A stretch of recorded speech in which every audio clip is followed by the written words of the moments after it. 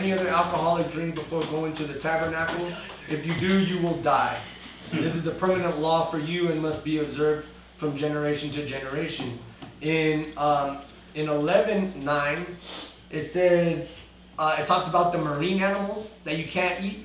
For example, you may eat anything from the water if it has both fins and scales, whether it is taken from salt water or of streams.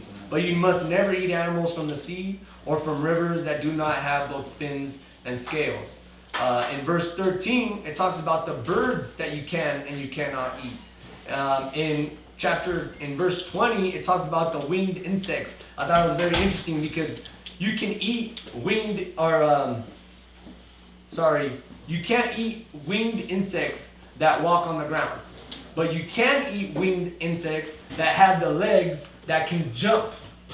That's what you're allowed to eat, you know? So there's a lot of interesting stuff in Leviticus. It says that you can't eat winged insects that walk on the ground, but you may, however, eat winged insects that walk along the ground and have jointed legs so they can jump. Locusts. And in chapter 11, the beginning of chapter 11, you may eat any animal that has completely split hooves. But you may not, however, eat the following animals that have split hooves, which is camel chews, hyrax, pigs, like the pork. So it's pretty interesting. In Leviticus 11:26, in 29, it talks about the animals that scurry along the ground that you can't eat, like the large rat, large lizards, geckos, and this was pretty funny. In Leviticus 11:33, if such an animal falls into a clay pot, everything in that clay pot will be defiled, and the pot must be smashed. There's really a lot of things that they follow. If the water from such a container spills on any food, the food will be defiled. And any beverage in such a container will be defiled. So Daniel, of course, lived in this law. Let's see, where was I? If you're really curious, all of Leviticus chapter 11, you can learn a lot about that. But Daniel is in a different world, pretty much. He could have easily said, when in Babylonia, do as the Babylons do. But what he says is, I don't want to do it.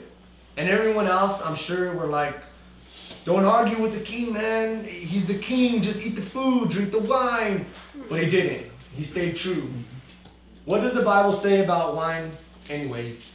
In Proverbs 31:4, it says, it is not for kings or princes to guzzle wine.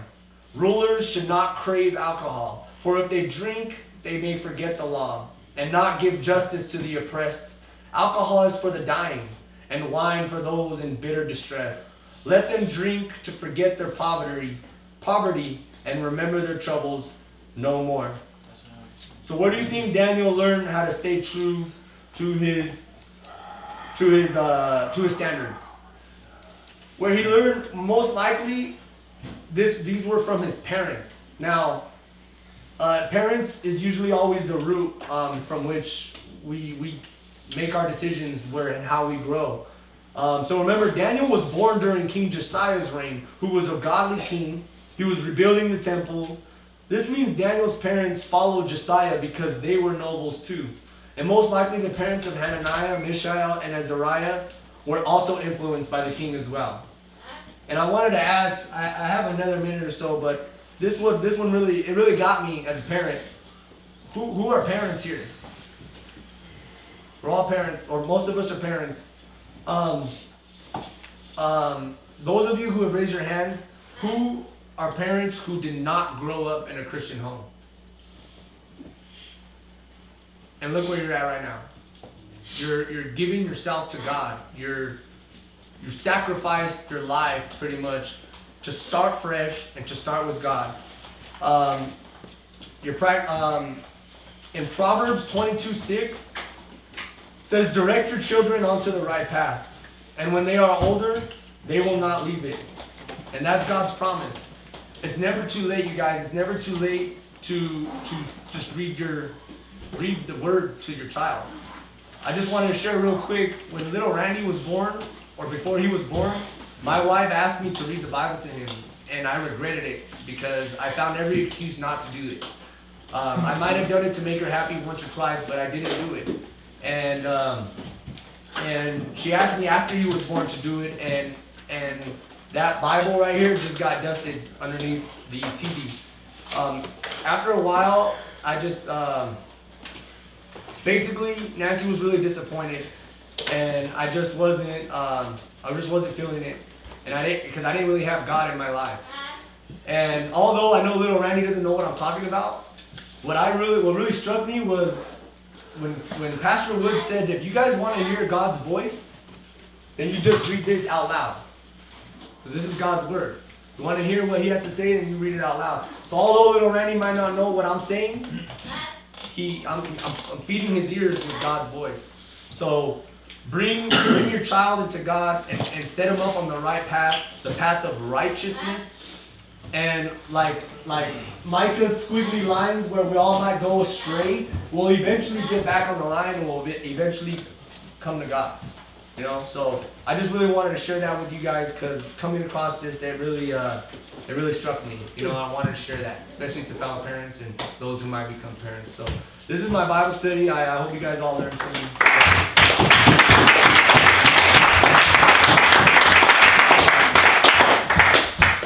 Thank you guys. Somebody pray us out. Volunteer. Yeah, Heavenly Father, thank you, Lord, for this time. It's time to learn about the Word, Lord, and thank you for using Randy. You did a wonderful job, Lord. Thank you for inspiring him and getting through it, Lord, getting through his anxiety. And just thank you for this fellowship and thank you for the parents. And bless the rest of the evening. In Jesus' name, amen. Amen. Thank you guys. Good job, Randy. Very nice. Better move that camera from the door. Fire, real fire. You got it. Good job, Randy. Did you lock it? You lock the door? No, hold on. Lock. Clint, go. I just locked it. I know, I'm unlocked. I had it locked. Oh, sorry. Freaking breaking my stuff, Betty. No, that's the last thing I want to do. Ratmobile. Yes. Ratmobile. Radmobile. Rando Commando. It was good, dude. Ratmobile.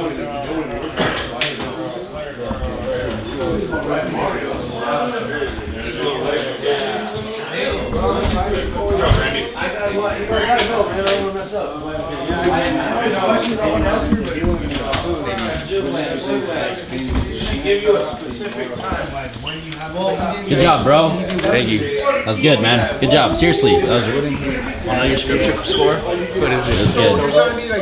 I give you a 10.5. Oh, that's cool. Disciples. That's really cool. That Thank was, you. Like legit. That was good, dude. Oh, thanks, man. I was really good. appreciate it. I'm going to go see God. I was working on Daniel when I was writing. Where are you? It's something from Isaiah. And From even Cyrus. after that, you didn't Cyrus be was the people God called doesn't that's want me. Daniel's time. This is Yeah. what they You'll did be to me. reading later. Yeah, King Cyrus was the last. Yeah. That's what. And you said, oh, who's equal to that? I was. That's what I was working on. You still faithful to God. Hey, Because we're saying like, yeah, there was Getting all laws that sorts of you age. do those things I hope you willingly, liked it. I hope you liked it. Did you read the rest of Daniel, right? No, just like half of it. That was good. Good job. Fire in the first place, like, All right. Now.